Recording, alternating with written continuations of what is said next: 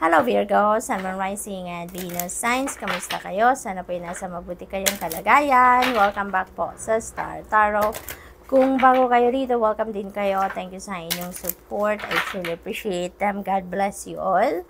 Virgo, maraming salamat po sa mga donation ninyo sa ating channel. Maraming salamat sa mga super thanks na pinapadala ninyo sa akin. Thank you for sharing your generosity and your blessings with me. Salamat po. Birth, napakaganda nito para sa iba sa inyo na naghihintay na ng baby. Maaring firstborn yan para sa inyo, kaya super excited ang iba sa inyo dito. Maaring ang iba sa inyo dito is giving birth, no? Or siguro yung person ninyo, or kung hindi naman, someone na malapit sa puso ninyo ang maaring manganganak dito, no? This could also be a new opportunity or possibility na parating sa buhay ninyo. Marami sigurong mga oportunidad na parating sa inyo dito regarding kahit anuman sa buhay, no?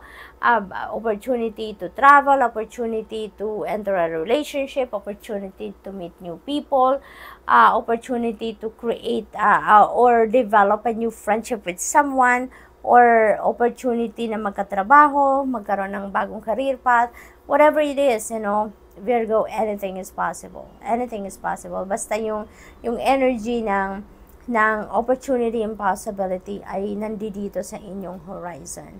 Open your heart to the enormous growth ahead. Ayan, so there is expansion, there is growth, there is striving.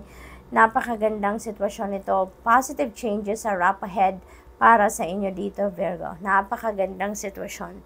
Flowers, ayan, be generous, success and emotional fulfillment are yours. Wow, napakaganda.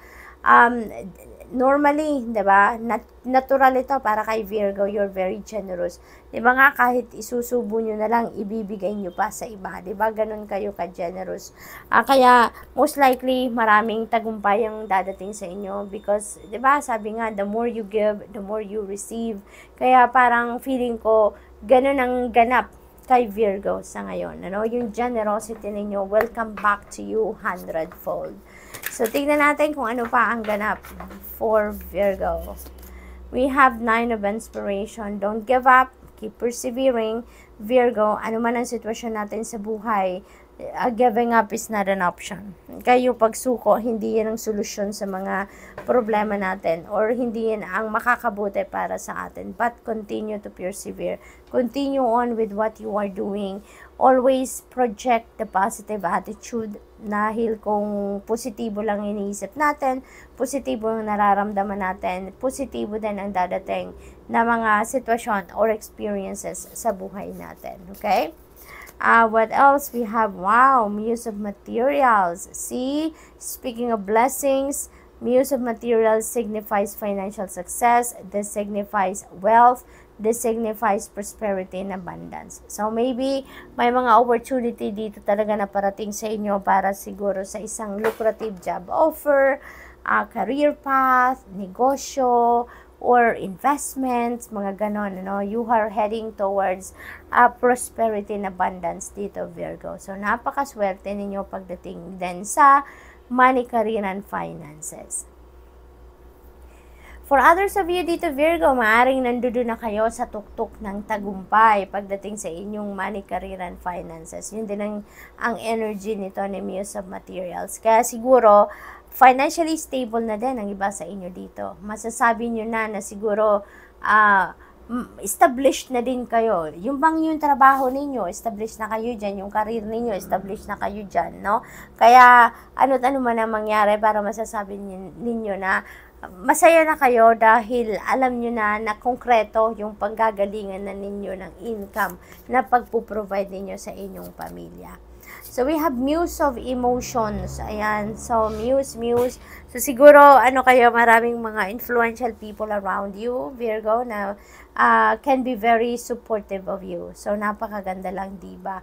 Maaari din na ngayon na you are going to embody the energy of Muse of Emotions na she's very compassionate, she's very helpful, she's very generous din of her time, yung mga ganon. So, siguro ganon ang ganap dito ng iba sa inyo. Siguro kayo lagi yung nilalapitan ng mga tao sa paligid ninyo na kailangan din nila ng tulong, kailangan nila ng advice, yung ganon, kailangan nila ng mga makikinig sa kanilang mga problema. Siguro lagi kayong nandyan para sa kanila.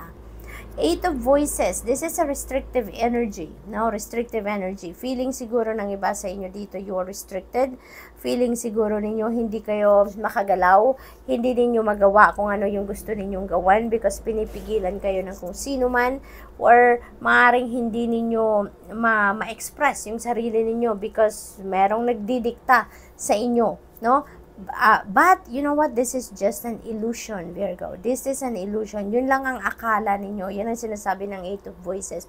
Yun lang ang akala ninyo. But the truth is, you have all the liberty to express yourself. You have all the liberty to do whatever you want to do. May kapangyarihan kayo, no? May kapangyarihan kayo na gawin kung ano man ang inyong gustong gawin. Okay? If you would only want to do it. Okay? So, what else? We have the Hermit energy. This is your energy. You're being invited here na magmuni-muni kayo, mag-solitude kayo. There may be things na kailangan ninyong pagnilay-nilayan. There may be things na kailangan ninyong pag-isipan mabuti before you jump into a decision. Maybe may mga bagay na nalilito kayo and you don't know what to do. So, maaaring may mga ganong sitwasyon ng iba sa inyo. Kaya, iniimbitahan kayo dito na magmuni-muni kayo, mag-reflection mode and contemplation mode kayo so that you'll be able to find out what you need to do. Okay? So, what else? We have Seven of Materials. You're waiting for something. Dito, you're waiting for something. Maaaring ang hinihintay ninyo dito ay yung bunga ng inyong pagsisikap, yung bunga ng hard work ninyo, maaaring ganun ang ganap dito, no? And while you are waiting, no? Dito, parang sinasabi din sa inyo na mag-contemplate kayo, okay? With the Hermit energy din, so malakas yung panawagan sa inyo dito, Virgo, na ito yung panahon para mag-step back muna kayo sa kung ano yung mga ginagawa ninyo, ano yung mga pinagkakaabalahan ninyo, and think about things that you need to do. Okay? Think about things that you need to reflect on kasi maaaring may mga bagay dito na kailangan ninyong pag-isipan talaga, pagplanuhan, titignan ninyo yung mga sitwasyon ninyo. Ano na nga ba ang mga nagawa ninyo? Nagawa na ba ninyo mga dapat ninyong gawin? Lahat-lahat na ba? Wala na bang kulang? Na-execute nyo na ba ang lahat ng ideas ninyo, yung mga ganon. So, parang re-evaluation time din ito ninyo, Virgo, before you move on. Okay? So, good luck po. And that's all I have for you for the week. Thank you for watching. Love and light. Namaste.